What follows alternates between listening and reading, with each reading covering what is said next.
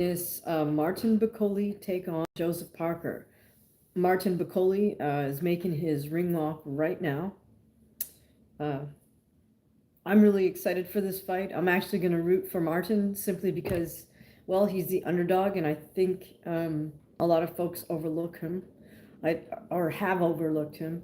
Um, I did a little bit of research before he fought Jared Anderson and actually picked him to knock out Jared Anderson, which he did. I thought it would take him a little bit longer, like second half of the fight, but he did it in the fifth round. And I thought he did it in a very technical, thoughtful manner. So I was super impressed with Martin Bacoli's performance versus Jared Anderson. And I think that maybe when uh, boxing fans in the United States started to take note of him, hopefully. Now, in many ways, I think Jared Anderson was really overrated, but that shouldn't take away from Martin Bacoli's performance against Jared. Um, my biggest question mark with Jared Anderson is his mindset, because I simply don't understand an elite level athlete who's going to post scenes of themselves, whining on social media about having too much responsibility and crying about it. That's something you do behind closed doors, talk to your coach, but I don't know. Even if you're doing it just to get likes or views, it's still incredibly questionable. So, anyways, good to see you guys here. Let me know who's here. Hopefully, some of our um, regular folks show up for the this live stream, and hopefully a few new folks. So, Joseph Parker is now making his ring walk.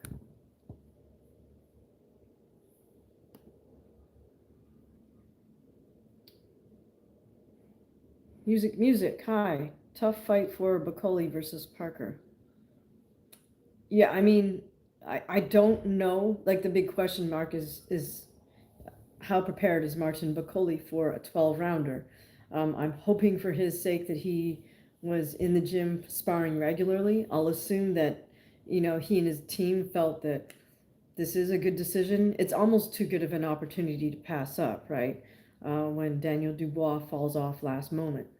But obviously Parker has the advantage of having a full fight camp for several months, and Parker has no excuses, right? He should be in, as we say, top form. Uh, Case, hi, how are you? Mr. Simon, hi, good to see you. Uh, Converse Kid, hello from Ireland, very good to see you.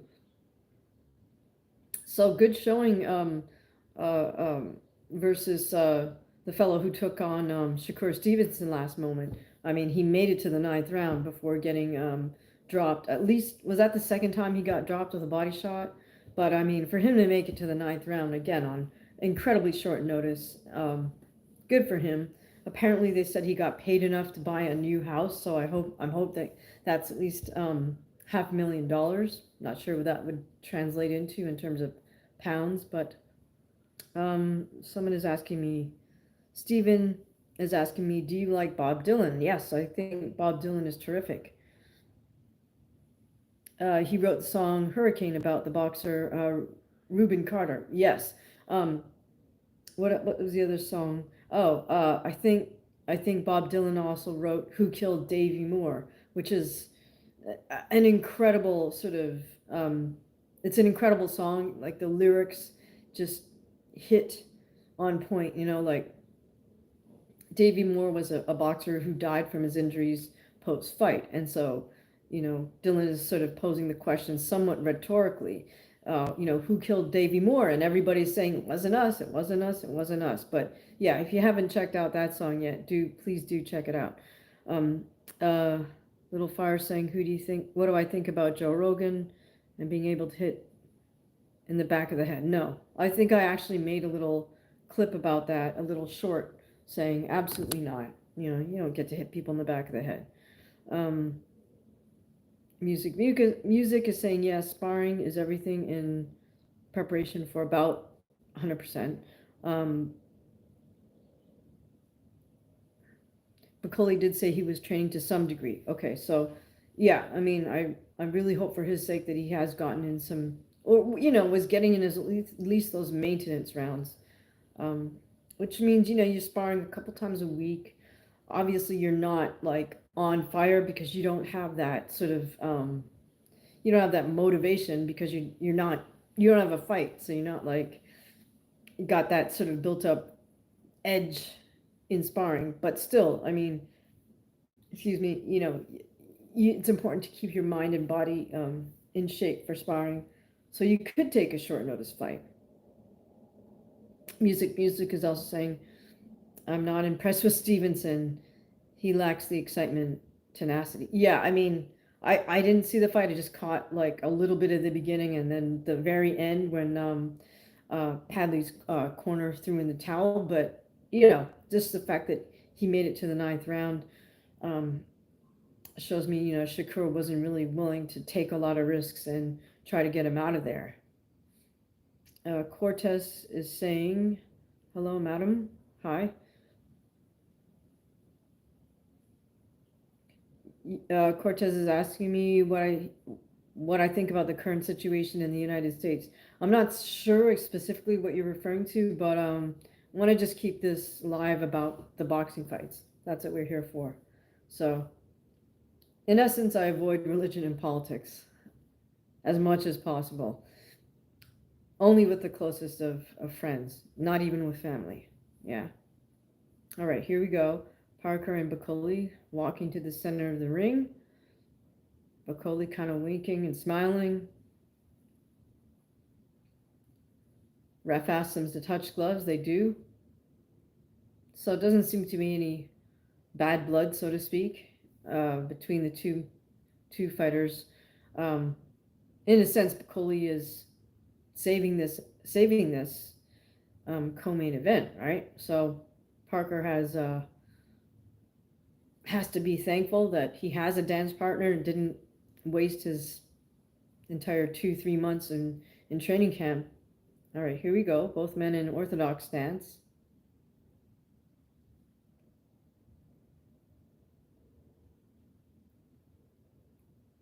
Parker kind of throwing out sort of faint jabs or faint jabbing motions and taking small steps.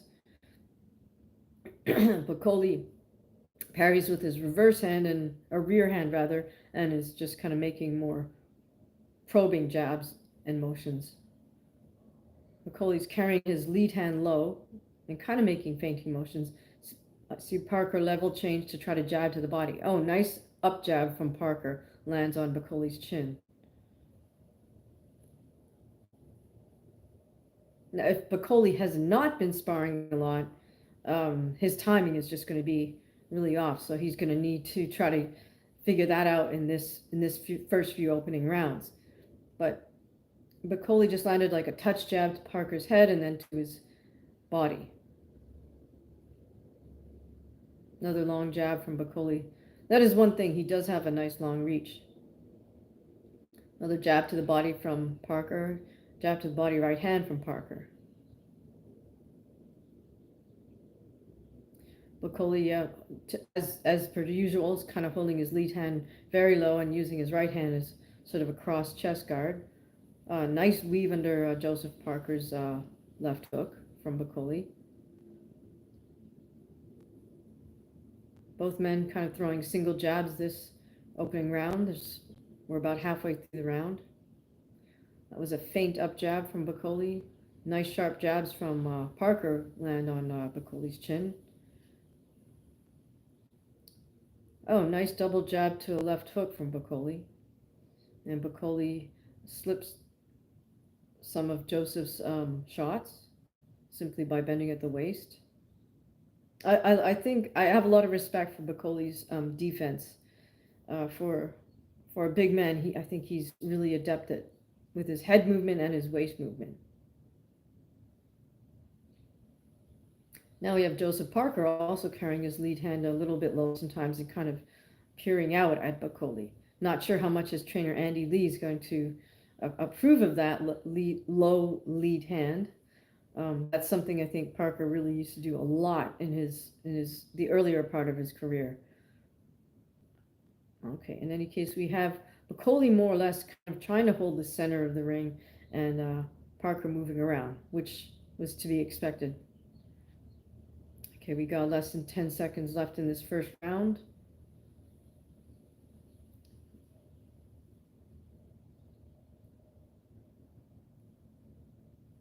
Okay, Bacoli kind of comes alive a little bit right in the last 10 seconds of that round. Um, Good strategy on his part, since we don't really know how good his conditioning is without a real boxing camp. So you do well to try to steal the round, as we say, and just kind of pour it on in the last few seconds. All right, we have Bacoli on the stool.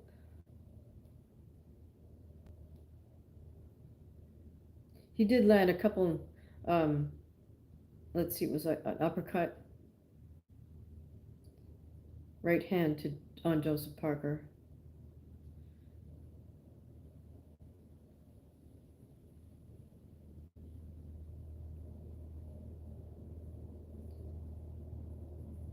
No, Casey Jones. This is heavyweight boxing Riyadh season in Saudi Arabia. We're watching Martin Bacoli versus Joseph Parker, second round. Okay, and right away Bacoli's getting going with his nice sharp jab. He does have the longer reach.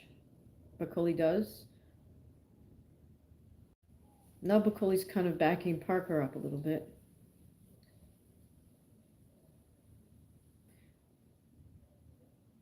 Parker goes with a jab to the body, jabs the body right to the head. Another jab to the body. Again, Parker's holding his lead hand low too, at least in this, for moments in this second round.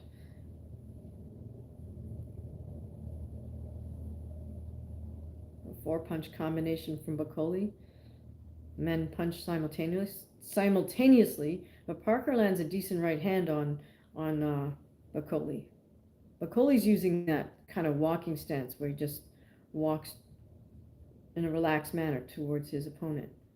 Now Parker trying to pressure to the inside, which is what I thought he should do. Being the smaller guy, Parker might as well try to bully his way in and really get some body shots in on Bacoli, just to slow the big man down, take a little steam out of his sails. And now we have Parker backing Bacoli up. Bacoli's going with a little left hook body shot on the inside. Bacoli's not afraid to mix it up. Looks like neither is Parker. They're both going for underhooks. Parker back on the jab right hand. Bacoli responds with short left hooks and body shot. Interesting, it's Bacoli going for a little more for these body shots. He lands a nice right hook. Oh, that looks like that. Whoa! And down it goes Bacoli. I didn't see what that was from. I'm not sure if that was a delayed reaction or it was just I didn't see the punch because of the camera angle. Wow! And that's it. The ref waves the fight off.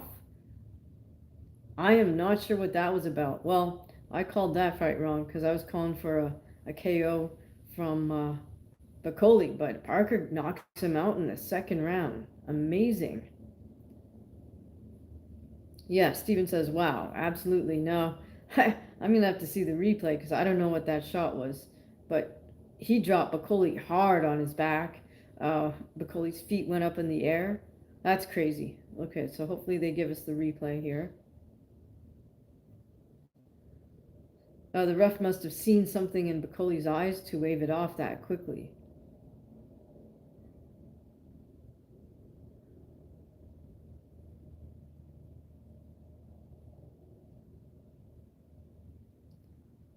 So now Parker comes over to Bacoli's corner.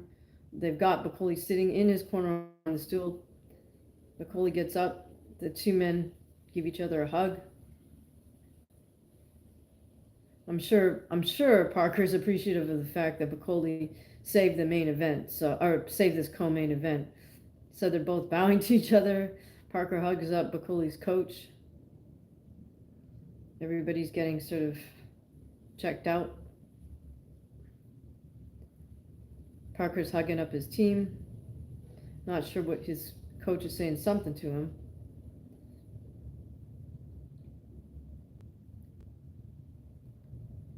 Music says, LOL, fair play to Bacoli trying to mix it up with Parker being so sharp. Yeah, for sure.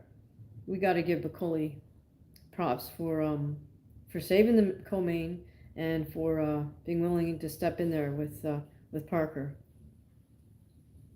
So here we go. It was an overhand right that kind of grazed the top of Bacoli's head. And then there was a little bit of a delayed reaction where he kind of just stumbled, fell backwards, almost took the referee out, fell back on his back all the way up, feet pointed at the ceiling for a moment.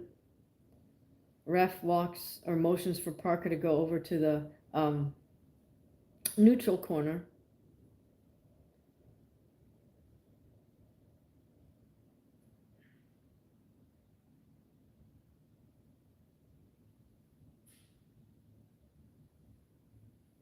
Very interesting because that shot did not land flush, but it grazed the top of Bacoli's head, or the top corner of Bacoli's head, it looks like.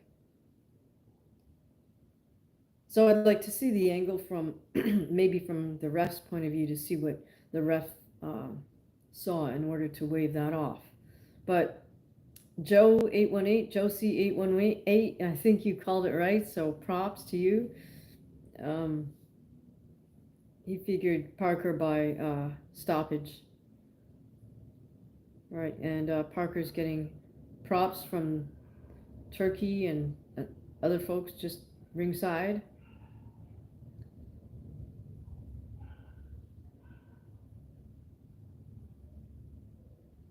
Bacoli's back on his feet, walks over to Team Parker and to give congratulations and acknowledgement to Joseph Parker's team. Parker's getting his wraps cut off now. That's kind of interesting. Usually don't really cut the wraps off until you get back to the change room, but nevertheless, Parker kind of motioning to the crowd outside. And I suppose in a moment we'll get, as they say, the official results from the center of the ring. Bacoli still all smiles. I'm assuming he got paid a good six figures for this, good 6 figures in US dollars. Now, Bacoli still has his gloves on.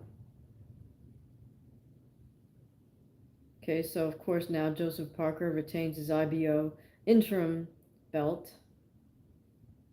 Or is it the WBO interim belt? Yeah. Music is saying, what's my prediction for Beterbiev-Bivol? I can't see it going Bivol's way. I picked Beterbiev to stop Archer in the later rounds, but we'll see. I was wrong about this one. I was kind of just going out there on a limb and going for the underdog. Okay, I'm not sure why Parker's team is like taking off their clothes and putting on other clothes. That's kind of weird. Joseph Parker's now doing his in-ring interview.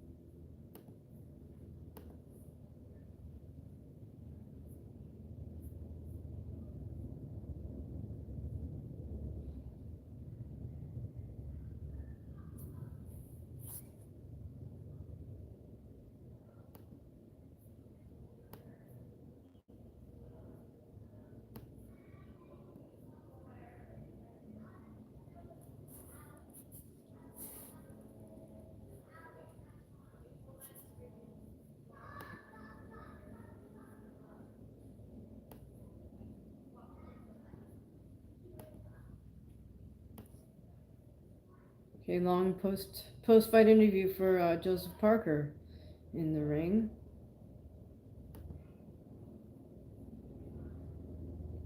He's holding his interim belt.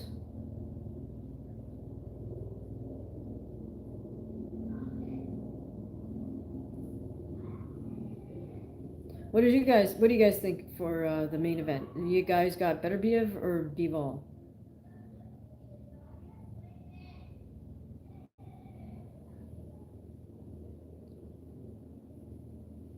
Yeah, I didn't see Parker knocking him out in the second round, but that was pretty awesome. Steven says he's got Bivol. Cool. Okay. Yeah, I mean, it's possible for Bivol to get a decision win in this fight, I think. I don't think we'll see him get a KO, but um, depending on the tactics and the game plan his he and his team choose to employ, he could go for a he could get that decision win. Um, I just feel that Beterbiev is hopefully better prepared to cut the ring off this time around and can get to him. All right, so big posing in the ring from team. It's a huge team. It looks like he's got like 25 people in the ring with him or something. All right, and we're on to a bit of a break now. A bit of a commercial time, I think, or sit down time. We got four bodies on a couch that I guess are gonna share their expertise. I'm getting the feed for TNT Sports. Um, Carl Frampton. I actually like, what he has to say in terms of commentary.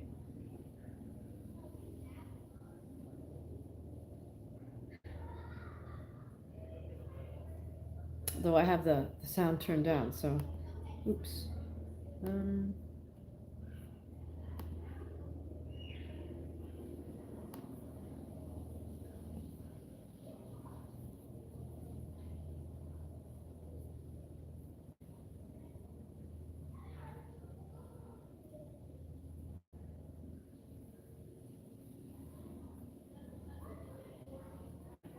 all right, guys. So tell me what you think is going to happen in the main event. Do you think it's Bivol by decision? Beterbiev by KO? Beterbiev by decision? Music says I don't know why I'm thinking Beterbiev stoppage when it was a rather close fight first one. Yeah, it was close. I think Beterbiev did edge it out. Okay, let's take a look. We're showing a replay here of some the action between Parker and Bicoli. Right, so I think Parker did land a very good overhand right in the first, or in the beginning of that second round, and then the second overhand right kind of missed, but it grazed um, Bicoli's head. So I guess that was like the icing on the cake or the straw that broke the camel's back. Yeah, and the referee's lucky to escape getting fallen on by Martin Bicoli.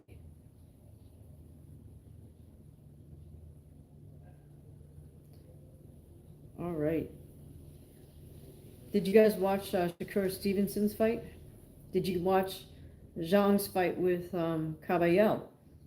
I missed that. I was on my way to the gym as soon, just as Caballel and Ajit Caballel and Zhang Gillet were stepping into the ring. So I missed that one. But if anybody saw it, let me know what you thought.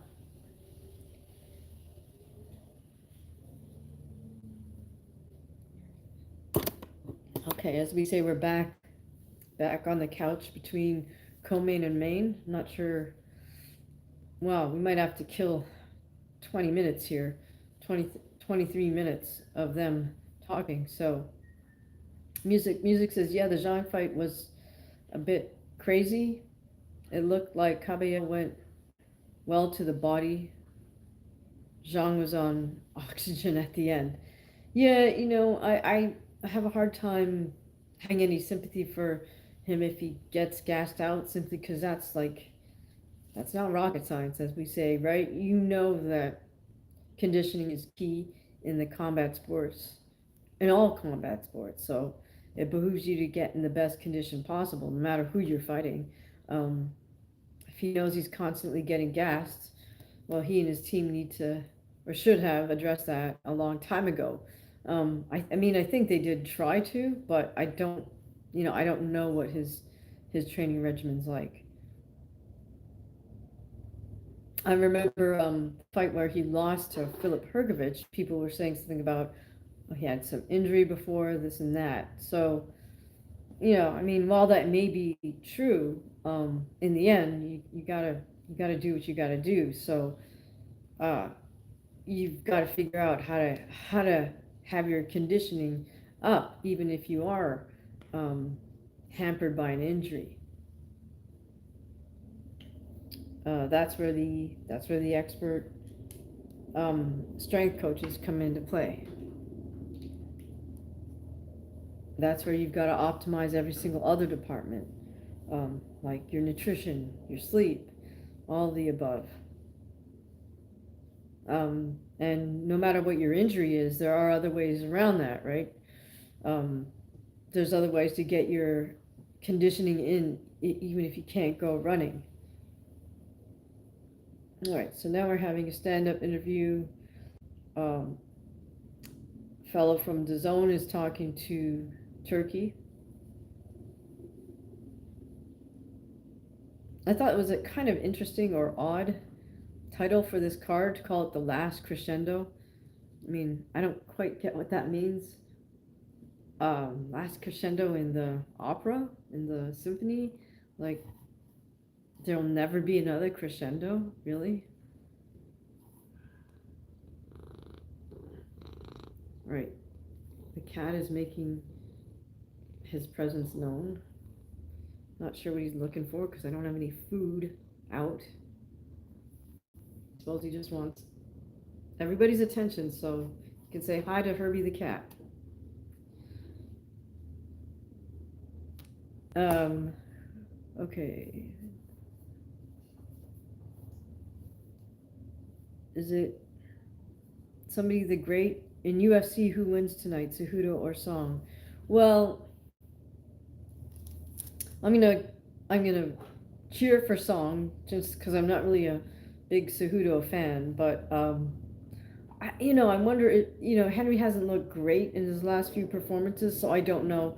The question mark with him is did he get himself right mentally, and did he get himself put himself through the hell that a training camp is in order to get himself in the top shape that you need to be in to compete in the UFC. Um, so I don't know. I think if Cejudo's at his best, then he would beat Song. But if he's not, then I think Song does have a chance. Music is saying he's laughing. LMAO, brainstorming the event name. Yeah, like the last crescendo. I mean, he could have done better than that. At least it's not the last diminuendo. I don't know. At least it's not, I don't know. Should be what? Sforzando? I don't know. Any of you guys play music? Music. Do you play music? Like, crescendo's a weird analogy, right? I don't know. Heavyweights should be hitting sforzando. Siempre sforzando. So, but probably not enough people would understand that if that's what you call your card. Oh well.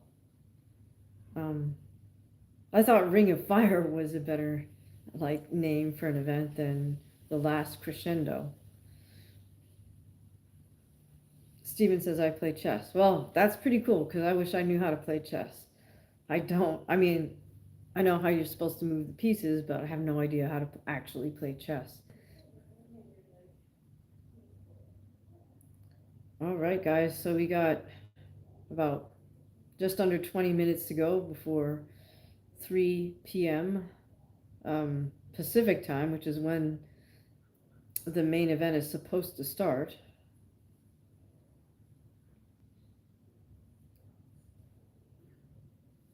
Are you guys going to watch UFC tonight? How many of you guys watch boxing and MMA? Sam, welcome to see you, Sam. Am I going to watch the UFC main card later? I might. I definitely have stuff I want to get done, like eat dinner, finish my laundry, stuff like that. But I'll see if I can pick up pick back up for the UFC card. It would be interesting to see how Cejudo performs. I was really hoping to see Dominic Cruz, but alas, he had to announce his retirement due to those due to his shoulder dislocations. Steven says he watches mostly boxing. Right, Sam, are you going to watch UFC tonight?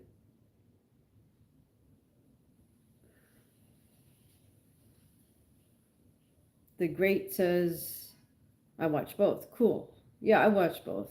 So, just depending on my schedule and boxing and UFC schedule, that's when I try to do some live streams. Okay, so we are still killing time, guys. That's the one sort of excruciating thing about the boxing cards is there's like always this gap between the co-main and the main. I'm not sure what the production value is for that. Um, yeah, if it's just that they need to time the main event at exactly 3 p.m. But I mean, I suppose that could be what it is. They had to allow for the fact that the co-main could go a full 12 rounds, but it didn't. So now we got this dead time. Sam is saying, yes, I really want to watch the UFC. Used to watch boxing more. Now much more interested in MMA. Yeah, unfortunately for boxing, MMA has been making, in my opinion, it's been making more compelling fights on a regular basis. It's if it weren't for Turkey making these cards, we wouldn't even be seeing a lot of these fights, a lot of these, especially with the heavyweights. I wonder if we even have gotten Bival Beterbiev if, you know, in the UK or in the US, money talks, as they say, right? In terms of getting people to come to an agreement to fight. Stephen is saying, do you think Crawford has a chance versus Canelo? I mean, I think he has a chance, but I just think there's weight divisions for a reason, and he really looked somewhat underwhelming at 154. So how does he imagine he's going to do that much better against a more technically skilled, more experienced fighter at 168? That sort of defies logic. Um, but, I guess, who else is there for him to call out, right? Terrence has to call out somebody, so he might as well call out the biggest name in boxing. Armando is saying, yeah, money talks. I got it. Thank you. Stephen, Madrimov lost to Ortiz too. Yeah, I mean, he put on, I thought Madrimov did well, but, it's like Terrence's performance versus Madrimov was just not uh, something that would lead you to say, oh, yeah, you should definitely take on Canelo. It was like more the opposite direction, like, guy, you didn't do so well at 154.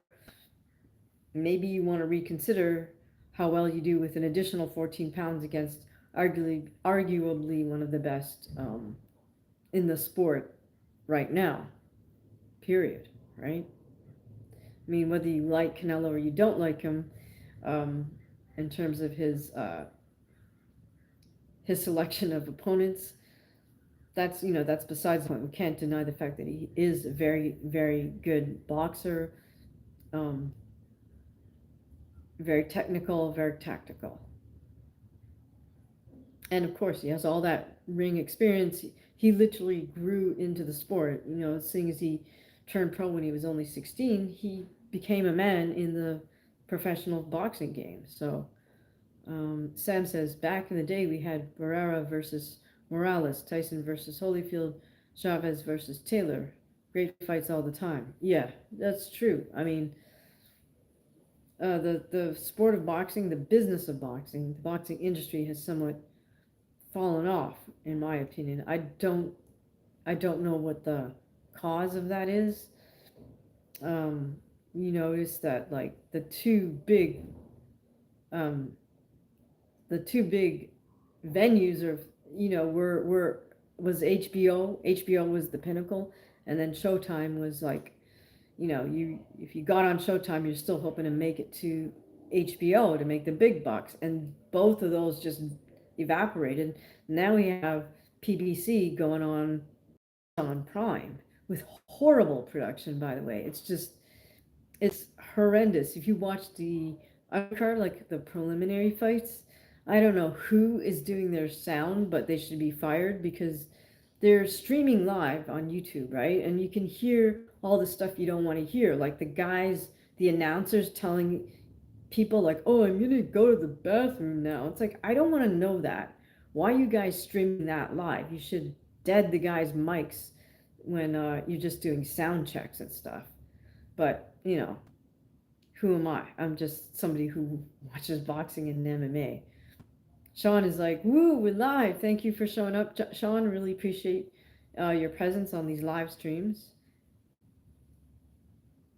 Steven saying, "I miss boxing after dark." Yeah, for sure. That was a great series. And then of course we also had, was it Tuesday night or Thursday night with ESPN, um, for not the big name fighters, but usually those would be pretty good fights. And ESPN was the one chance that a women's fight had to get on air, because if one of the men's fights ran quickly because of a KO or a TKO, then they filled that time. They didn't do what these guys are doing right now, just fill the dead time between fights, and delay the next fight when there's a KO. They just kept rolling with the fights. So there was always a chance, if you were the woman fighting on that ESPN card and someone gets a KO, you just might find yourself being televised. So that was always like a big thing for the female fighters. Sean is saying, sorry, Sam is saying, even Nassim Hamed was fun to watch. Oh, for sure he was. They used to have Tuesday night fights, and Kronk Jim, um, upset to fight all the used to fight all the time. Yeah, right. Because there's that weekly fight schedule, it gives the opportunity for more up and comers to get known and be seen on TV. Sean says boxing's failing because too many people have their hands in the pot. Too many others, not enough money for a good finished product. Interesting. Yeah, I can't. I, I don't know how to say fix the situation. I don't know what can be done. Um, the great be the great is saying boxing fell off many belts, bad promoters, too much A side, B side politics going on. A lot of these guys do not focus on their craft. Oh, for sure. You know, I mean, we could talk about the whole effect of social media on everything, but certainly social media has affected the mindset of just up and comers, not even the superstar level guys, not even the elite level. The fact that everybody has a freaking camera on their phone impacts how young kids show up to spar. They're thinking too much of how they look on camera and not just focusing on listening to their coach and dealing with the body they see in front of them. They're taking their mind out of their head and putting it outside the rink and thinking, how am I going to look on camera? Can I get a highlight to post, on Twitter or X or Instagram or TikTok and get a lot of views? So they don't care about the sparring session. They just want like a 5-second flurry where they look really cool so they can post it.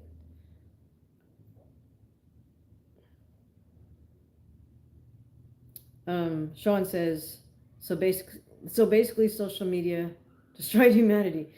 I mean, I'm thankful that we can do this live stream, but I don't know. What do you guys think? Social media has its pluses because it levels the playing field. Nobody needs to like go through somebody to get distribution. Like if you're an author, if you create content, as we say, whether it's videos, writing, artwork, you can just put all of your own stuff out there, and then caveat emptor, or buyer beware. Whatever, if people like your stuff, they can pick it up. You don't have to go through a publisher or have a manager, this and that. Steven says, has the good and bad points. Yes, for sure. Social media has its good and bad points. Good point. Well, this is one of them, right?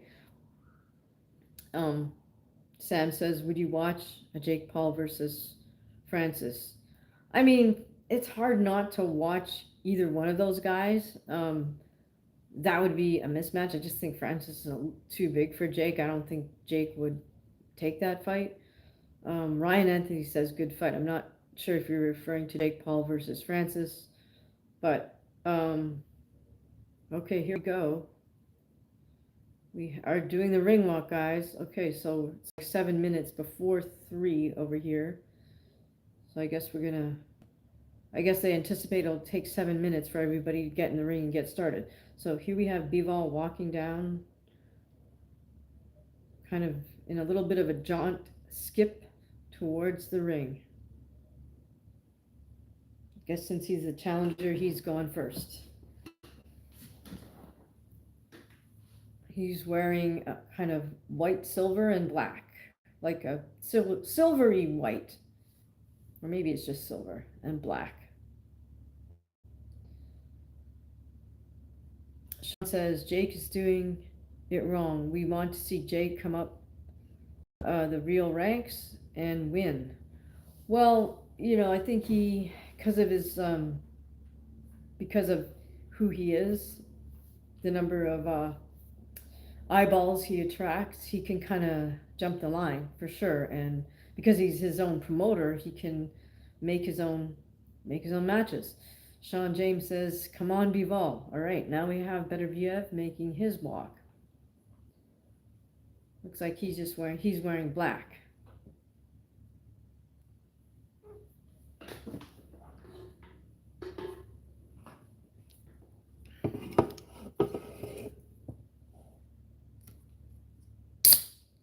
We have Beterbiev kind of doing little sidestepping motions, jogging towards the ring.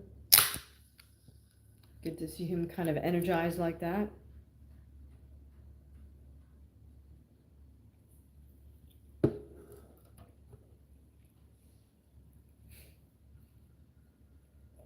Turkey's in the ring.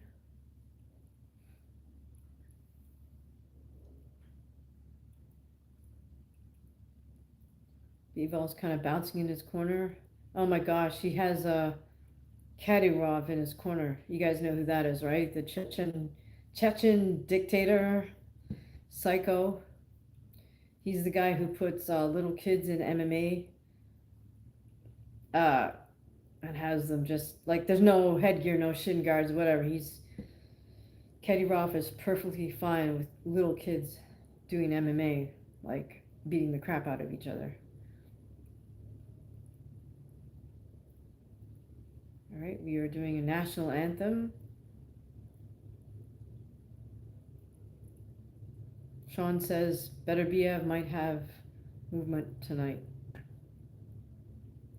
Well, that's what one of the things I was calling for in my breakdown was that I felt the wrinkle he needs to add to what he did last time was to make better use of angles to cut the ring off from Bivol and just use the angles to set up the rest of his combinations.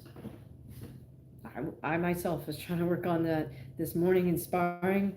Sometimes it worked, sometimes my sparring partners knew what I was up to, so it didn't work, but in any case, all right.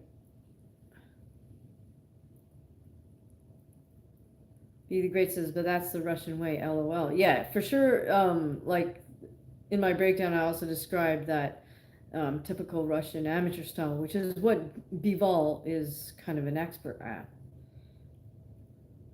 It's a different type of movement than what Beterbiev adapted to or adopted. Yeah, but if you guys haven't listened to my pre-fight breakdown for these guys, please check that out. There's one for their first fight, and there's another one for this fight. So let me know what you guys think.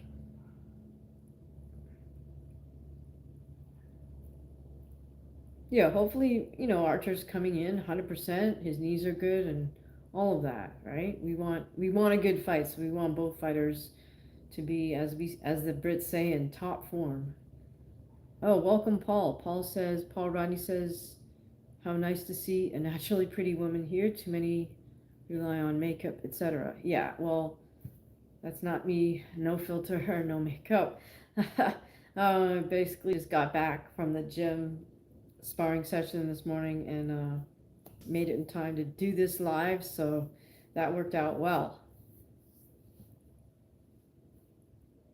Okay, so we're still getting all the announcements in the ring, cutting back and forth between Bivol and Beterbiev. They both look eager to get this on, as we say.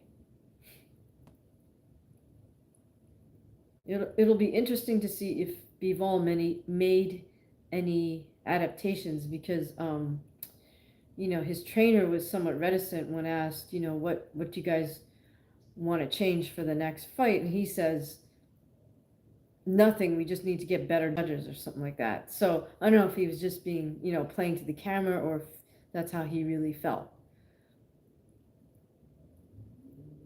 All right, so we got Michael Buffer doing his thing.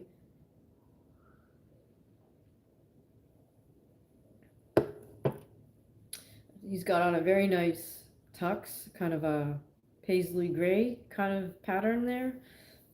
It looks good. At least he knows how to dress.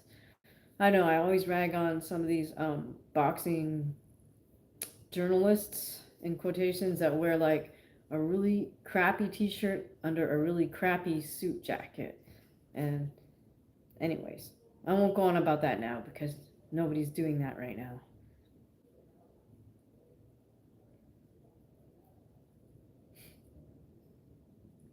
All right, so we're waiting to get this fight started. I think they're now announcing Bivol. Camera pans to the crowd to see people cheering for him, and Bivol raises a glove in acknowledgement of the crowd.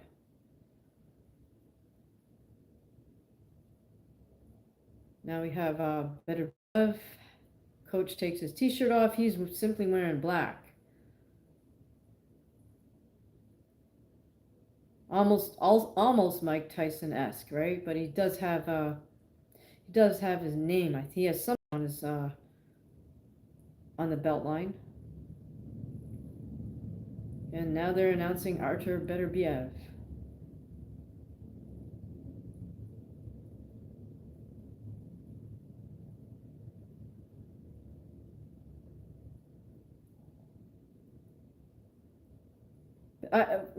No matter what, I mean, both men have pretty incredible backstories. So I mean, huge respect to both.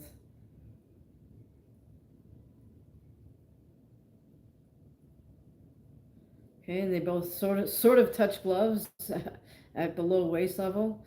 Both men back in their corners, and here we go.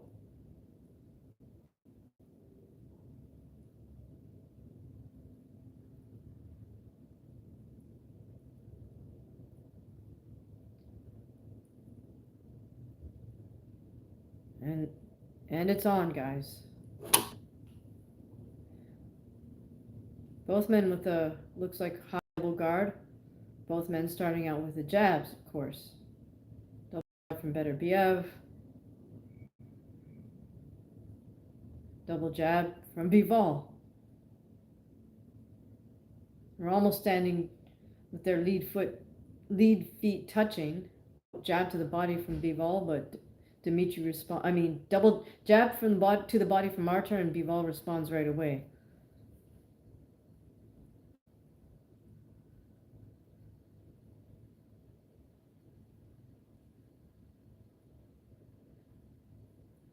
Double jab to the head from Bivol and a right hand to the body. Both men maintaining that high double guard. Looks right now like Bivol's trying to counter. He's waiting for Artur to throw, and then he's trying to counter. Like parry, jab back.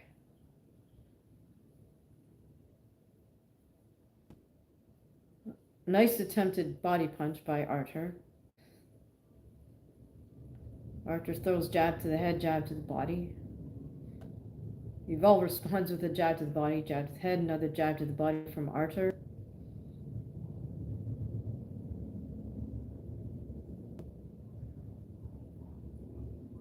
Now the one thing Bivol's doing that I don't really like is after he jabs, he does this sort of sweeping hook. It's not really a hook, it's not really a jab, but he's leaving that lead hand out there a little too long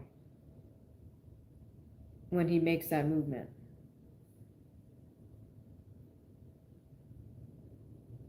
Move 37 says hi, hi. We're watching Beterbiev-Bivol. Nice 4-punch combination from Bivol. Double jab right hand from Archer. Bivol with single jabs, and then he's sort of doing that pawing thing that I don't really like. But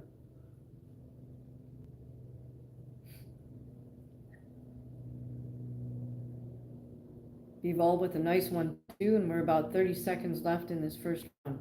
Very close round. Attempted left hook from Bivol.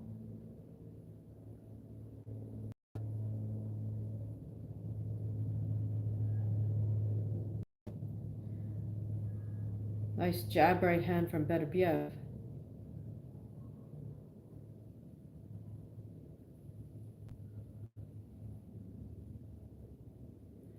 Bivol with a 1-2.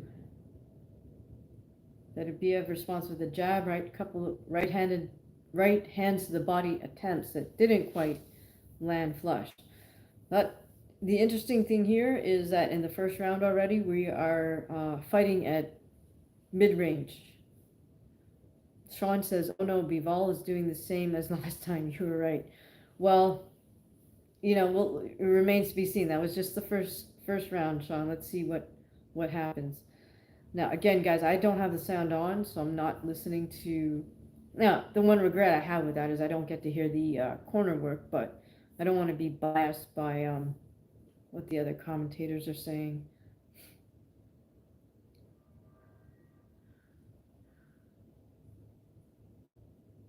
Yeah, Archer's coming forward a little bit more. He's putting on a little more pressure than he did the first time. So I'm assuming his conditioning must be outstanding. So, okay, here we go. Second round begins, and again, looks like we're at close range here. Very interesting. Oh, Joe C 818, thank you so much. Joe just gifted a membership. So kind. All right, so again, we have Archer level changing, jab to the head, jab to the body, comes back with 1-2. Dimitri's trying that sweeping sort of left hook thing. I really don't like that, but okay, now Archer is starting to really back Bivol up. He's just backing Bivol up behind his jab. Bivol throws a jab, and Archer makes that subtle slip.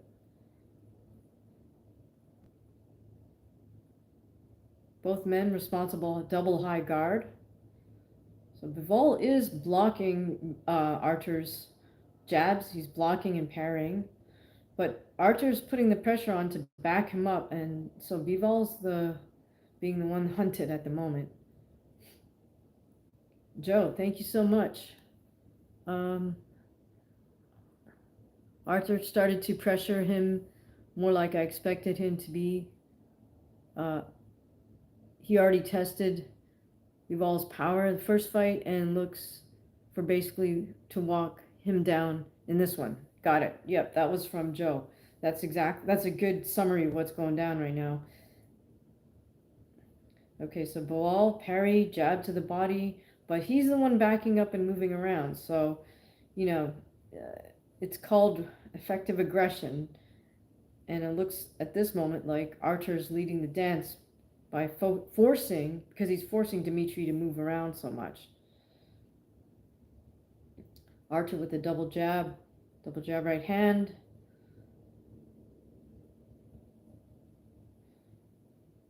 Dimitri's doing a lot of that in, straight out, and lateral motion. Okay, Bivol trying to pour it on a little bit. lateral, cuts back, shells up. Almost got caught against the ropes there by Beterbiev.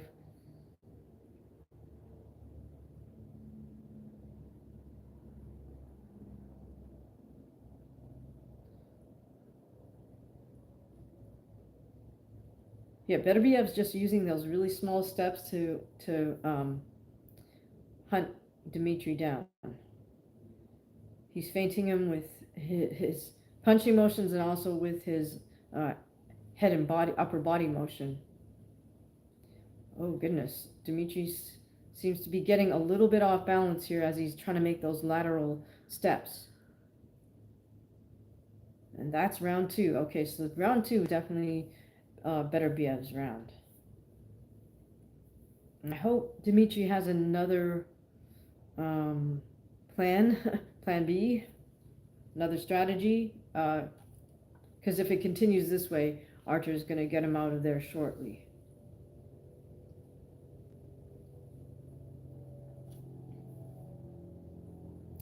Now in the replay, they're showing Bivol landing his jabs and whatnot.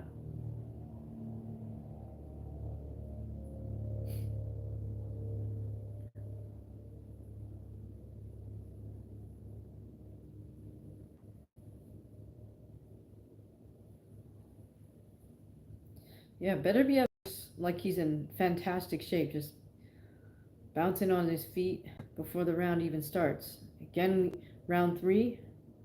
Now it looks like Bivol or Beterbiev is trying to go to the body with a body shot, but right away he's starting out at a high pace. Beterbiev's throwing a jab, double jabs to the head, jab to the body, and Dmitry's just trying to move laterally around the perimeter of the ring. But if Beterbiev can get to the distance he wants, I hope he's able to start using some body shots. We have Bivol with a nice sharp double jab, jab to the head, right to the body. Nice counter right from Bivol. But it's hard to give somebody a round when they're the one backing up a lot. Oh, nice combination though by Bivol with a right uppercut lead. Steven says, was Bivol still parrying shots? Well, he's blocking them because he puts up that double high guard. He's moving around. Most of his defense is really his feet, though, because he just likes to move around. Oh, nice 1-2-1, and then jab right to the body from Bivol. Arthur responds, puts Bivol on the ropes.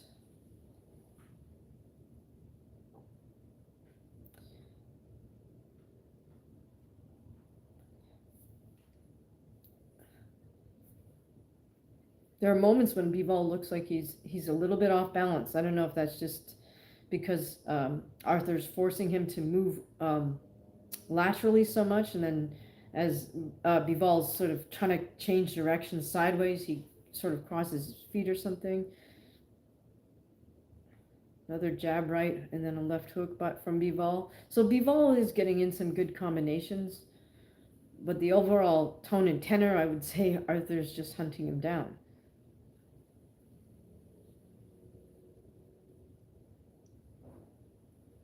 Arthur with a single jab, single jab.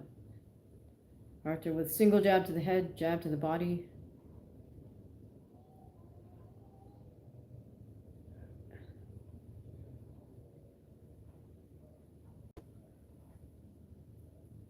What I like about Bivol is when he decides to throw back, he does throw back in like series of 5 punches. He really puts his combinations together well. And you have Arthur trying to unload a little bit with a overhand right.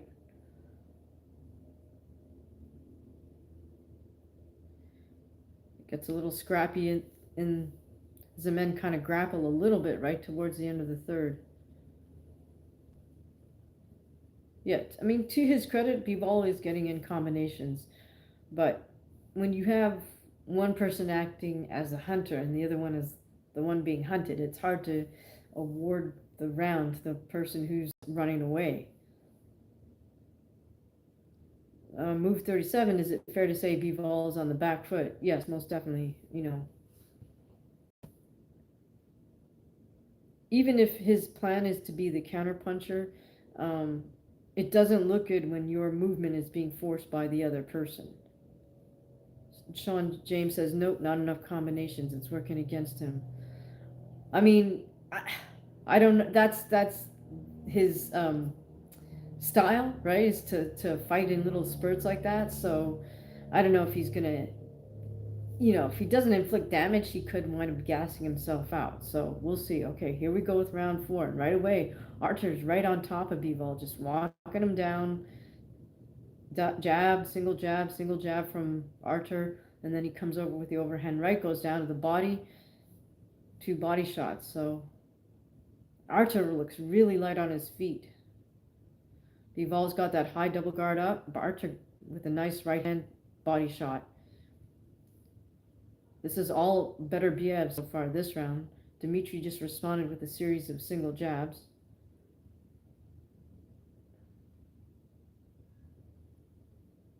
Dmitry with a jab to the body, then jab to the head. Archer still backing Dmitry up with his 1-2 and his upper body movement, his head movement. Really nice slips and whatnot from Beterbiev.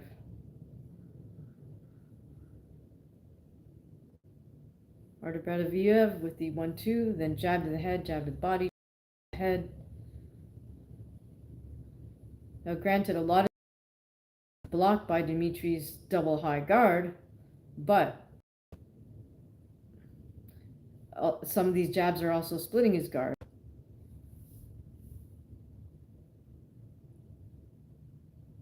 Steven says even if effective aggression. Sean is saying if it is effective aggression, it would go for Bivol, but Beterbiev isn't ineffective. He's very effective. Yeah, I would tend to agree that it's the snappiness on Beterbiev's punches that has him being effective. And again, we got Bivol just trying to move around the ring. We have 1 minute left in the 4th. Archer's right on him. I mean, what I like about this fight is that Archer has picked up the pace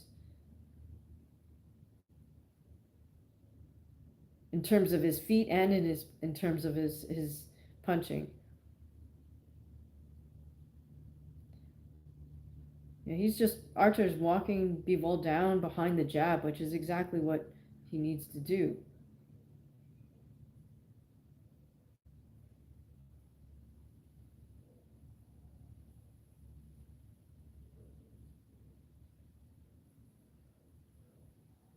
Jab right hand lands for Artur Beterbiev. Dimitri's trying to counterpunch.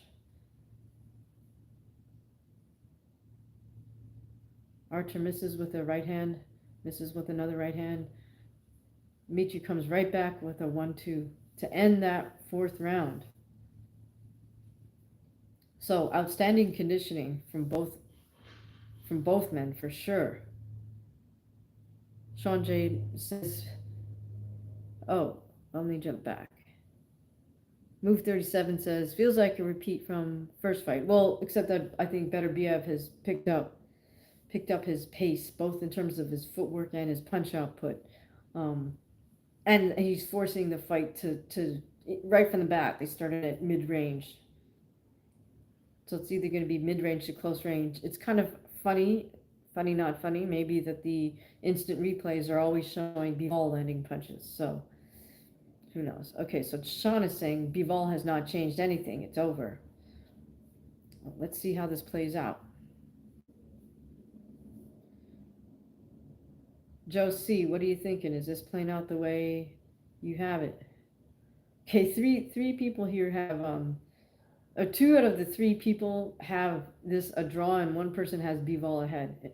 Like this is the ringside muckety mucks, whoever they are. All right. Okay, so Dimitri's got his double high guard up. Arthur's trying to penetrate that with his jab.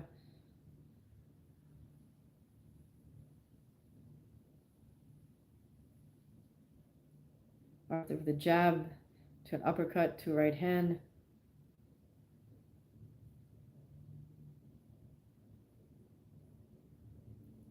Again, Dimitri's moving around laterally near the perimeter of the ring. Oh, now Arthur starts to open up a little bit with the body shots. Back to the jab, right hand at Dimitri's head. Now, granted, a lot of the punches are landing on Dimitri's gloves, but Beterbiev has to use that anyways, has to make contact to try to set him up for a body shot.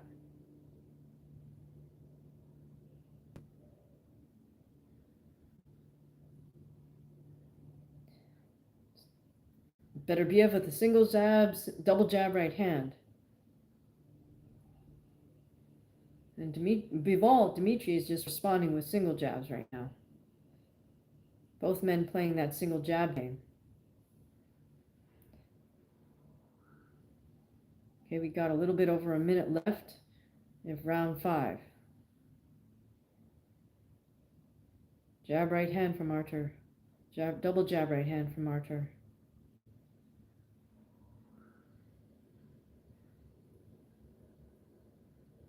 Okay, minute left. Again, Dimitri seems to want to just try to counter Arthur when he throws that jab. Dimitri is looking to come back with a 1-2. But sometimes you got to be the initiator as well. So, I don't know. That's kind of just Bivol's overall, just the way he fights, right? Oh, nice jab lands for Bivol.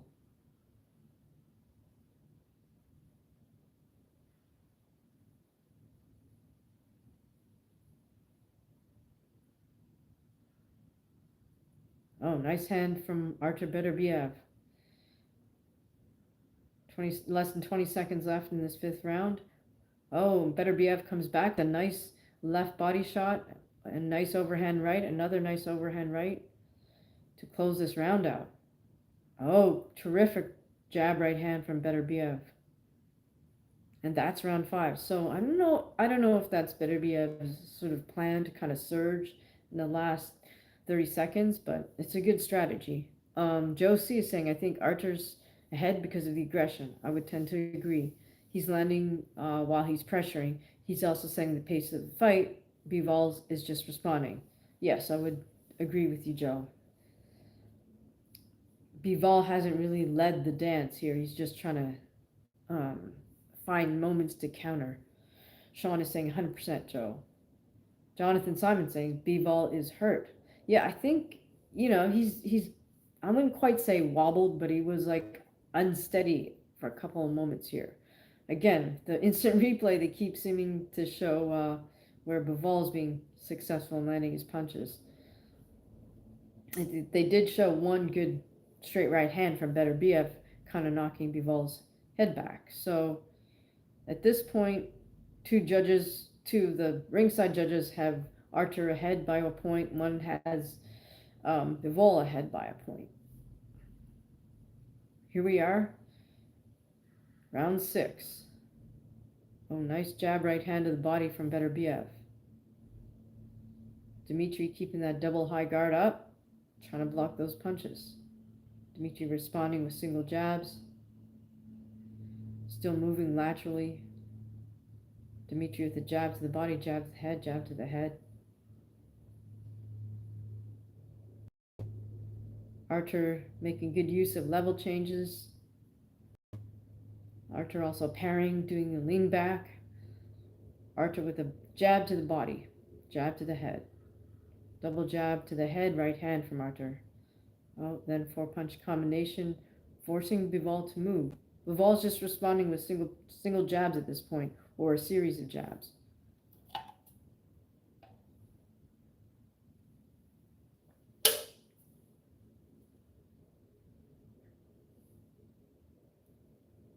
Jonathan says Beterbiev is going into this rematch without an injury. And then Sean is asking, Bivol is injured. I don't think he's injured. I don't think he's... Well, I just saw him sort of be a little bit unsteady in the earlier rounds. And I'm not sure if that's just because he was trying to move laterally and switch directions, as opposed to him being a little bit hurt. All right, here we have Archer just pressuring Bivol, still same thing. Bivol's moving around the perimeter of the ring, got his double high guard out and trying to counter jab right hand when he can in between Arthur throwing punches. Oh, nice little left hook from Archer, kind of again got Dmitry a little bit off balance there. Now Dmitry with the double high guard. If he's just going to put up that double high guard and put his back against the rope, that's not a good look. And he navigates back to the center of the ring and fires off a series of hard combinations. Oh, nice counter right hand from Bivol. But Arthur is still the one walking Bivol down, taking those small steps, throwing the jab. We got less than 30 seconds left in this 6th round. Bivol with a jab to the head, right hand to the body attempt. Oh, now we see, nice right hand from Archer. Another nice right hand, catching Bivol right at the end of round 6. And the men fall into a bit of a clinch. And that's the round. Okay, so yeah, Archer knows how to surge right in the last 10-15 seconds of the round. And he caught Bivol. He seems to be catching Bivol well right in that last part of the round. And that's a really great strategy because now if you land the hard punches right at the end of the round, your opponent only has that 60-second rest period to try to recover. So strategically, it is a good strategy to try to land your hard punches right towards the end of the round. Steven is saying it's not sounding good for Bivol. Yeah, no, it is. I don't really care about these ringside judges' scorecards. It's just not a good look overall. Overall, he's been on the back foot the entire time, and I know he maybe fancies himself the counter puncher, but that's a big risk to take against a power puncher. You have to be willing to lead the dance sometimes. And right away we got, again, same thing. Arthur's just walking. Here we go into round 7. Arthur's just pretty much walking Bivol back. Bivol's trying to throw that long jab to keep Archer at bay. But Archer responding. Jab to the head, jab to the body, jab overhand right. And Arthur again with very good head movement to avoid Bivol's punches.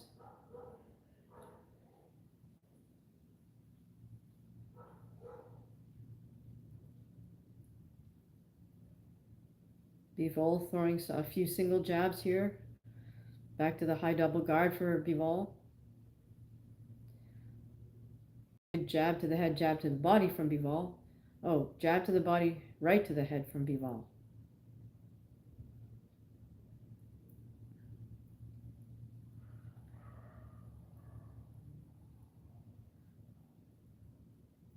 Both men standing in the center of the ring now. Archer, again, just following Dmitry around as Dmitry tries to move laterally around the perimeter. Jill says Bivol seems hurt. Well, he's certainly been tentative, put it that way. I guess we'll hear after the fight if there was a point where he actually got hurt. But right now he's moving around the ring, moving around the perimeter, the double high guard, and Archer's the one putting the pressure on. This has been the same thing the entire time. Dimitri's just looking at him through his double high guard, but he's not initiating anything.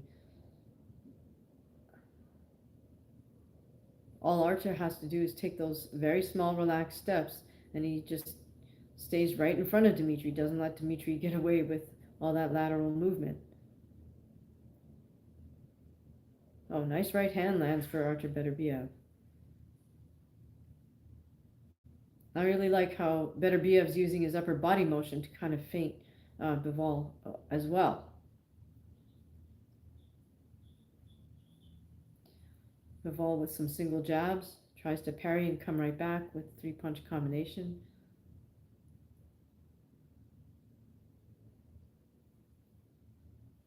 About 15 seconds left here in the 7th round. Again, Beterbiev hunting him down. Bivol trying to come back with single jabs and a right hand. And Archer just pours on the jabs right towards the end of the round. All right, so that's round 7. We are in the second half of the fight. Jill says, power difference starting to show. Yes, for sure. Diamond D's. D, how long do you have you being? Seems like a good show you got here. Oh, I appreciate that. Well, really, I started like whenever Joseph Parker like beat up Deontay Wilder. That was kind of the first video I posted that I think I was surprised that people actually enjoyed it. So then from that positive feedback off of that, I just started doing more and more. But thank you, Diamond. Please consider subscribing and hit that notification bell. All right, C818 says, looks like Bivol is implementing the Tyson Fury style approach in this fight. Wait and counter and lead with occasional left jabs. That's about it. Didn't work for Fury in his last fight. Yeah, I'm not sure what Team Bivol has as their sort of plan B, but I mean, waiting to counter Beterbiev is just that's not a good. That's not safe to rely on that as your only strategy. Okay, again, we're starting round 8 with Bivol again trying to move around. He looks a little bit hampered in his movement right now. I don't know if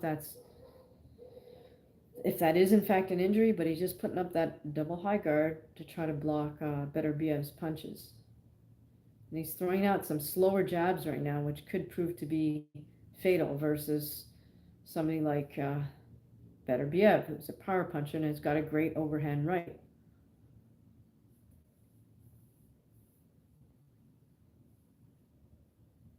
Oh, Diamond says, already had hit your notification bell. Thank you so much. Support any YouTuber because it's like a big family. Really appreciate your support. Sean says, yes, everyone like, comment, and subscribe. Appreciate that, Sean James. Gil says, great action. Yes, it is. This is a high-level fight. All right, single jabs from Artur Beterbiev right in the center of the ring. We're about halfway through the 8th round. Bivol's responding with a jab, right hand to the body. Single jabs from Artur. I really like how he uses his head movement and his level changes to then kind of feint and then set up his jab.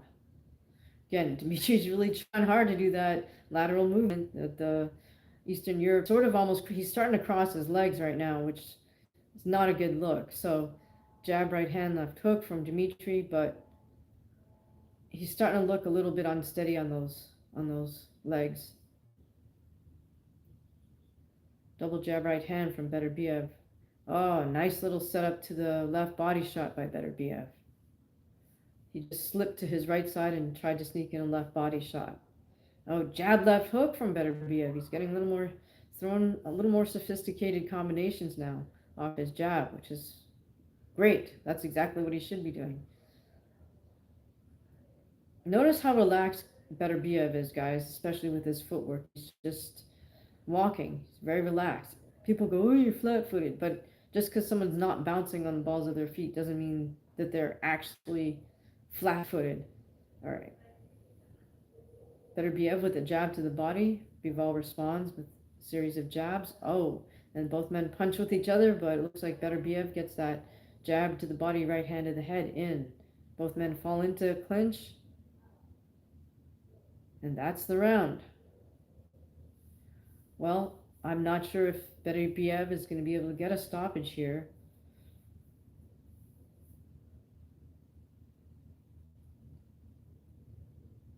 You see Bivol taking some very deep breaths in his corner. Looks like he's trying to get it together, recuperate. Again, the instant replay shows Bivol landing a right hand, left hook, a right hook. I don't know. Do you guys think the instant replay guys are favoring Bivol? Okay, lands a nice left hook on Arthur right there.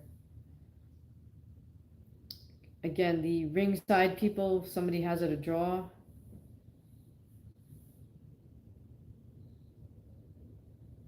I didn't see the other scorecards, not really paying too much attention to them. I hope Archer is able to pull away in these final 4 rounds. Here we go in round 9 again. Arthur's the one pursuing uh, Dimitri. Dimitri's got the double high guard up and he's trying to move around laterally. Nice right body shot from Beterbiev. Bivol storms back with 4-punch combination. Tries a counter right hand. Archer's pretty much unfazed by all that, though, even if they do land. Yeah, and Bivol really is starting to cross his feet as he's moving laterally now. Bivol with a nice 1-2. Archer responds with his jab, level change, feint jabs, single jab. Dimitri throws a series of jabs, head and body, then a 1-2 from Dimitri. He's a little stiff on that lead leg too, so that's probably not helping him move. Sean says even if Bivol lets go, he lost too many rounds.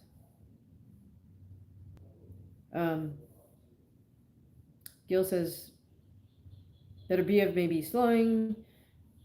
Let's go. He lost too many. Oh, Bivol coming on. Joe C is saying, wonder what the punch output is for each fighter. I think it's definitely higher than their first fight, right? Oh, nice 5-punch combination from Bivol. Again, he fights in spurts, and when he does put his combinations together, he puts them together well, but I just don't think it's quite enough. Suzerain says, hello, Hamaguchi, hello. Gil says, Rock'em Sock'em. Michael says, Dana will sign you today, one day. All right. Okay, so here we go. Archer with a single jab, still walking Bivol down as Bivol goes around the perimeter. We got less than a minute in the 9th round. Well, Archer tries a hard 1-2, misses. Now we have Bivol starting to come alive.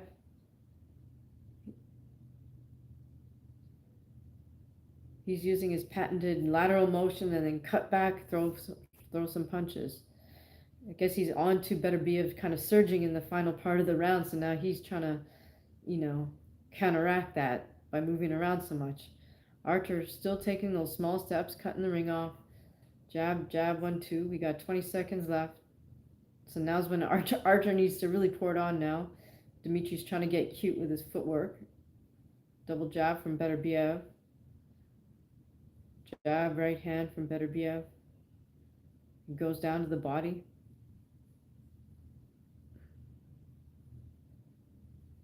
And that's the round. Well, in my opinion, I think Beterbiev should try to go to the body a little bit more. Joe C says, looks like Bivol is trying to steal rounds with that quick combinations and small flurries. Yes, exactly. I think, he's kind of just trying to be strategic, right? Like the Eastern Europeans really know how to gamify the sport, the combat sport. Like, what's the minimum amount of actual fighting you can do to still win the fight, right? I mean, that's the essence of their amateur fighting style. It's not about let's try to hurt the other person. It's like let's try to score points. So, sort of same mindset here in the pro game. What's the least amount I can do to try to take as little punishment as possible and still, in quotations, win the round. All right, so holy cow! So we got right now. It looks like we got a split draw, according to the ringside guys. All right, here we are in round 10. Last 3 rounds, same thing. Arthur's pursuing Dimitri as Dimitri is moving around laterally with his double high guard.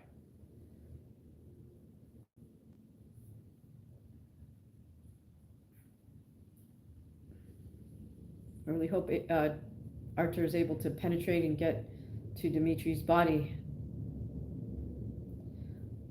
Okay, now we have now we have Arthur starting to move a little bit more. Still working behind that single jab, which is nice. Nice level change from Arthur. Jab to the head, jab to the body. Also like how he level changes to avoid Dimitri's punches.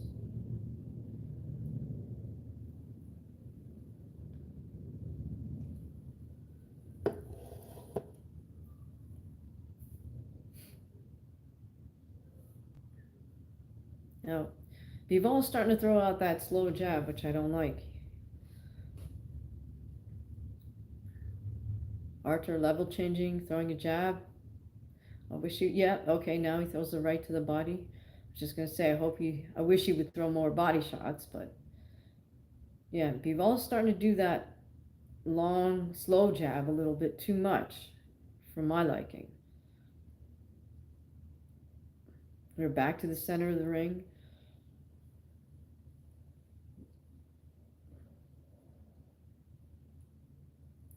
But now Archer starts to push Dimitri back, and Dimitri's starting to do his lateral dance again.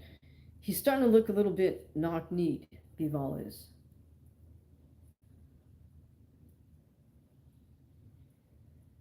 Oh, here we go with the Bivol flurry. A series of three-punch combinations. Arthur responds with jab to the head, jab to the body, jab to the head.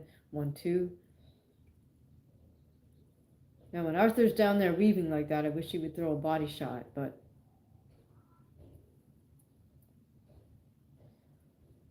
nice 5-6 punch combination from Arthur. Back to the jab to the head, jab to the body from Arthur. Now we have Dimitri back trying to just counter punch. Sean says, ain't no way it's a draw. Well, I mean, that's just what these ringside people are putting up, so. If it's a draw, then they get to do it a third time, right? I don't know. Okay, we have about 10 seconds left in this 9th round, or 10th round, rather. Okay, so it looks like Dimitri's on to Beterbiev because he kind of surged at the end of this round, so looks like he's figured out, okay, you're going to steal the round? No, I'm going to steal the round. All right, in Bivol's corner, looks like his corner person is trying to massage his legs. That's not a good sign.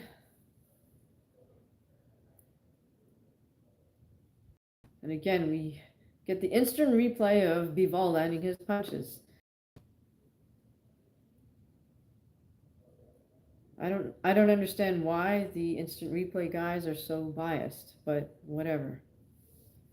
Suzerain says, I like your shirt, Hamaguchi. Cool, it says Judo Bum for Life. You can get it on my spread shop. I will put a link in this after, but I think I might have, I don't know, I can't remember if I tagged the product. Anyways, what's the words? The words say Judo Bum for the number 4 life. Gil says, too tough to score. Wouldn't want to be the judge on this one.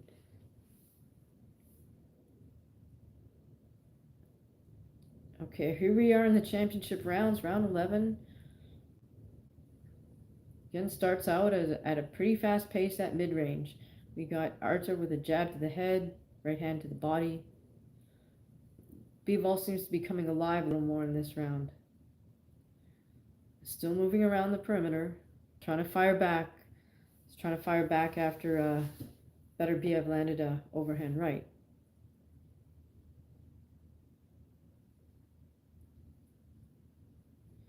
Beterbiev with a jab, attempted left body shot. I kind of wish he would have worked on that shot a little bit more. Jab to the head, jab to the body. Nice right hand from Beterbiev.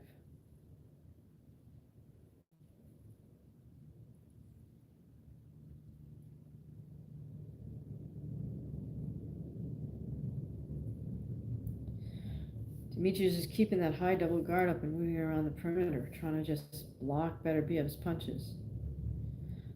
Nice double jab right to the body from Dimitri.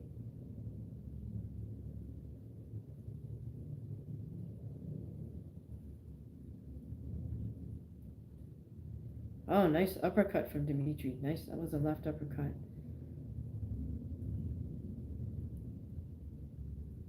Bivol doing well with his parries, but Arthur's still on top of him, just hunting him down.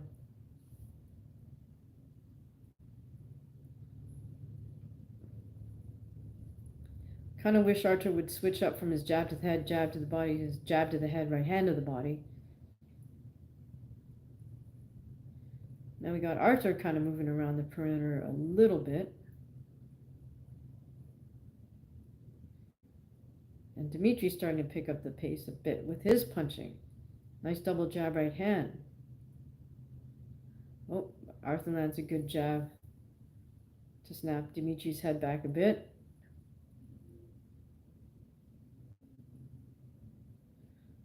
Okay, we got about 30 seconds left in this 11th round.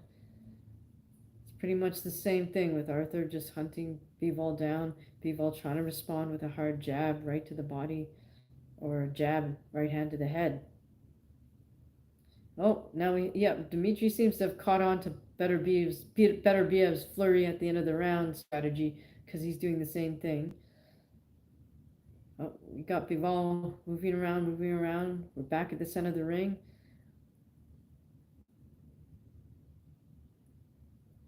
And then fall into the clinch right at the end of the round. That seems to be a bit of a pattern. I don't know who Eddie Hearn is like banging on the ring apron and yelling. Is he even allowed to do that?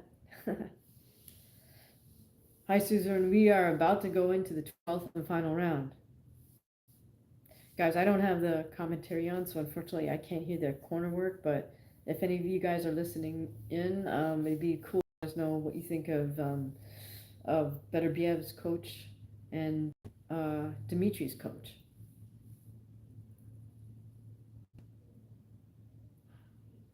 Okay, again, we got Bivol's corner just trying to massage his legs.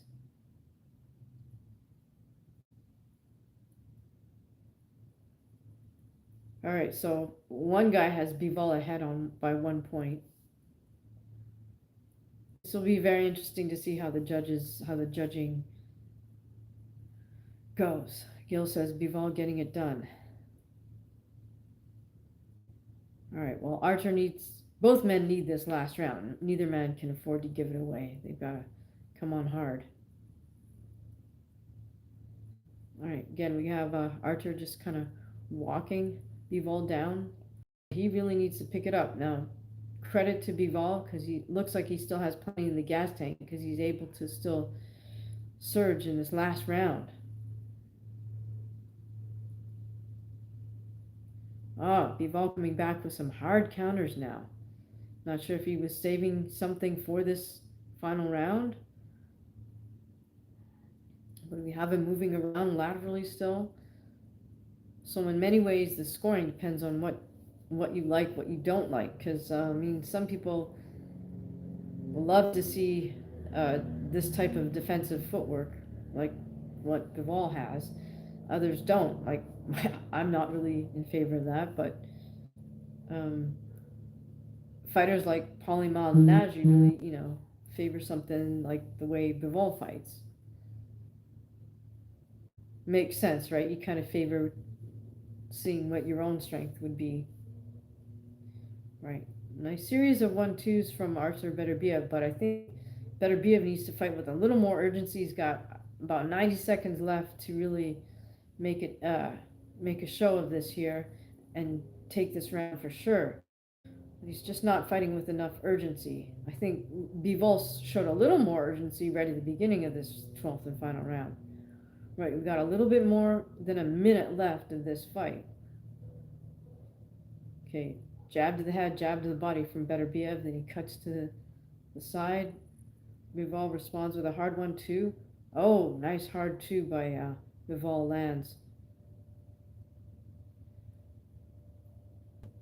And again, Bivol just doing that side-to-side motion. Archer trying to get in his 1-2s. I wish he would go to the body a little more. He's got under a minute to go now. Nice overhand right from Bivol, from Beterbiev rather. Catches ball on the ropes. They fall into a bit of a clinch. We got about 30 seconds left. Both men really got to go for it now. Oh, good jab right hand. Bivol still trying to move around. A nice 1-2 from Beterbiev. Again, the men fall into a bit of a clinch with a little over 10 seconds to go. Okay, they both have to just let their hands go here in the final few seconds. And that's it. Fighters hug each other up.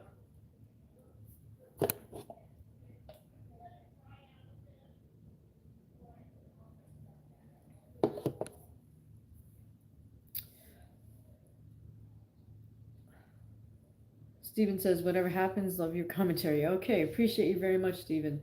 Who knows, you guys? These ringside judges have it. It looks like they have it a draw because one person has it Bivol, one person had it a draw, and one person had it Beterbiev. I personally would favor Beterbiev just because I favor the puncher. Sean says, I'm hurt, heartbroken. Suzerain, who do I want to win? I kind of want the puncher to win. So,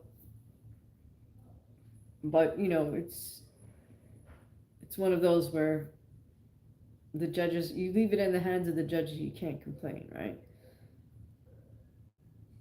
Now it looks like Bivol does have a cut over his left eyebrow.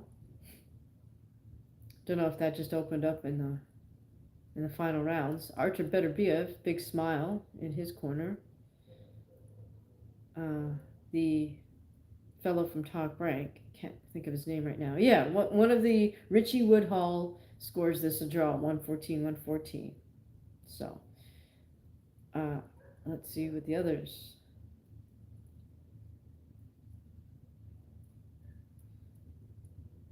Yeah, okay. So according to Richie Woodhull and Carl Frampton, this is a draw, 114-114. Anthony Krolla gives Beterbiev 1 point. He makes it 115-114. I don't know how he does that, but I guess he scored one round even. I don't know. Because you would think it would be 115-113, but I don't know. I'm not Anthony Krolla's math teacher. Anyways. What do you think, guys? Do you think they're going to give this majority draw? Split draw? Or do you think, I don't know.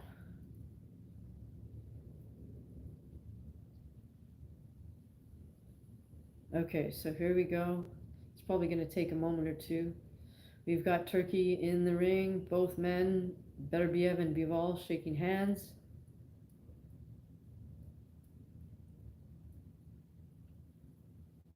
Everyone and their grandma's in the ring now.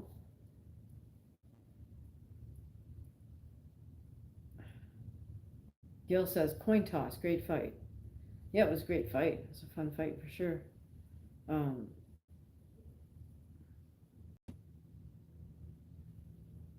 Okay.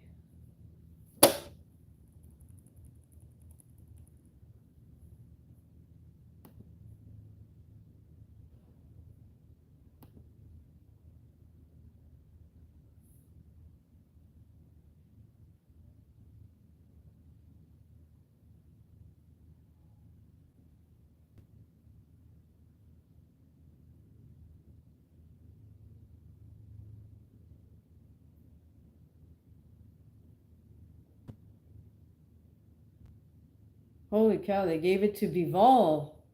Wow. That's crazy. Okay. Dmitry Bivol just became the undisputed light heavyweight champion of the world. I don't know about that, guys. That's a pretty that's kind of crazy.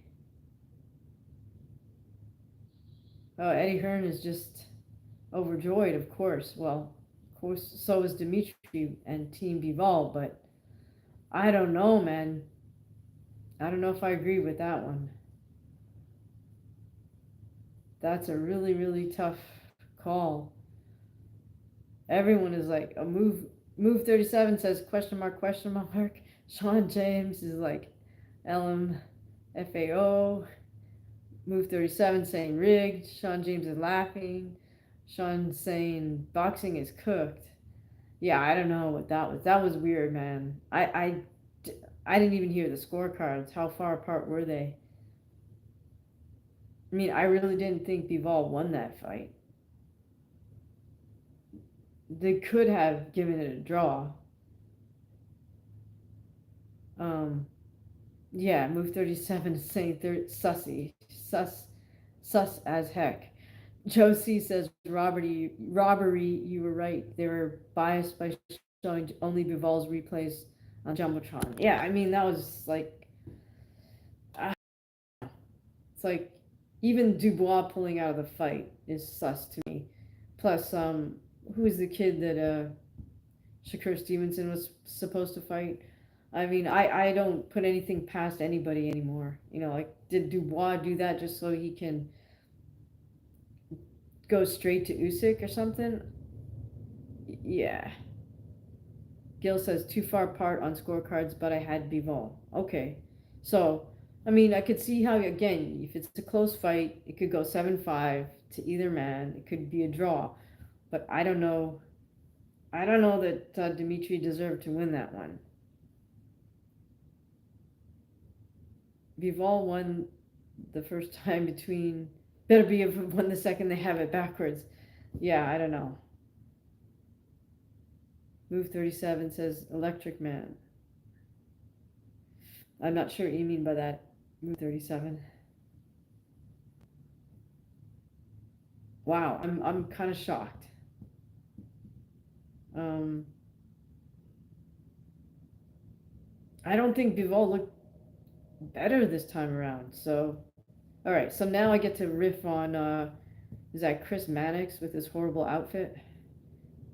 Like, somebody needs to dress these guys. Steven says, I didn't see your fight analysis. Who did you have with Parker versus Dubois? I actually didn't do Parker Dubois. I'm kind of glad I didn't since that fell apart. I did Parker Bacoli, and I picked Bacoli just because I wanted to go with the underdog. But obviously, I was way wrong with that. I was also way wrong with this one because I had Archer getting the W via KO. But that didn't happen. So, yeah, I got it wrong both times tonight. I'm 0 for 2.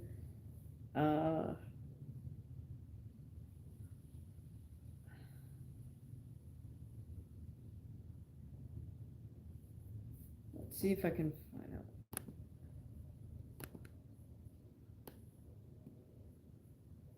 How far apart were the scorecards?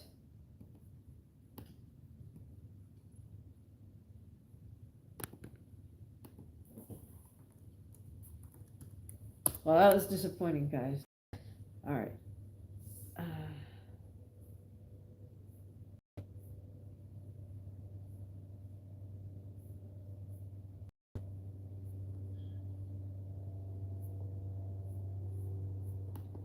oops.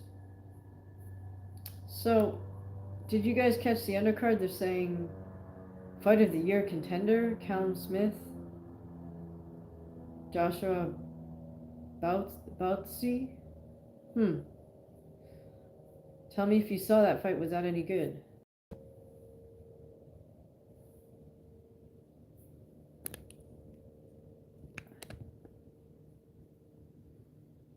All right. By the way, don't forget. I think Tenshin Nasukawa is fighting tomorrow, or well, Monday in Japan, which is tomorrow here, I think. So if you're a Tenshin Nasukawa fan, you know, check that out. They might show it live on YouTube. I don't know, or I think his fights might be on Prime. I'm not sure, but I think they're streamed. Okay, it's quite the lengthy post-fight interview for Bivol. This is, I don't know, I'm still in shock, you guys. I don't know, what do you guys think? Is that the whole, they just want the younger man to win?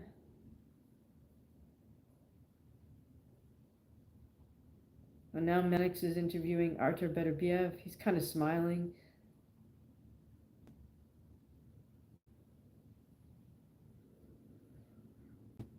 either way, you know, terrific fight. I don't know if he gets, does he get an instant rematch? Sean says, if you go live, I will watch. I appreciate it. At least Beterbiev seems to be taking this in good spirits. You know, he's all smiles with his post-fight interview. Um, Still not comfortable with Kadyrov being around in the ring, but that's another story. Steven says, I didn't get to see it, but from your commentary sounds like a robbery. Um, well, yeah, I mean, definitely, I'm pretty sure Turkey will post it on his YouTube channel. Like, he usually posts the whole fight. It may not show up for a day or two, but I think that's probably your best bet for catching the whole fight. Top Rank is going to post highlights only. The Zone will post highlights only. So, uh, Move 37 says, I wonder how Bivol winning will affect David Benavidez. I think Benavidez destroys Bivol, but you know. Anyways, guys, definitely consider subscribing to the channel if you haven't done so already, and please definitely hit the bell so you know when we go live next. Ha! Gil says Eddie finally wins one. That is funny. Yeah, he got destroyed by Frank Warren in that 5x5.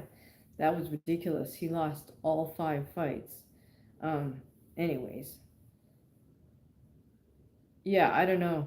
If I were Benavidez, I'd be so happy right now because I think Benavidez just can do a number on Dimitri.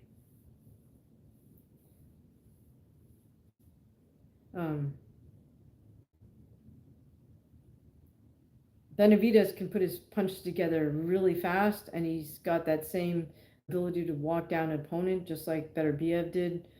But I think when David closes distance, he just lets his hands go rapid fire. I feel like his combinations are even faster than Bivol's.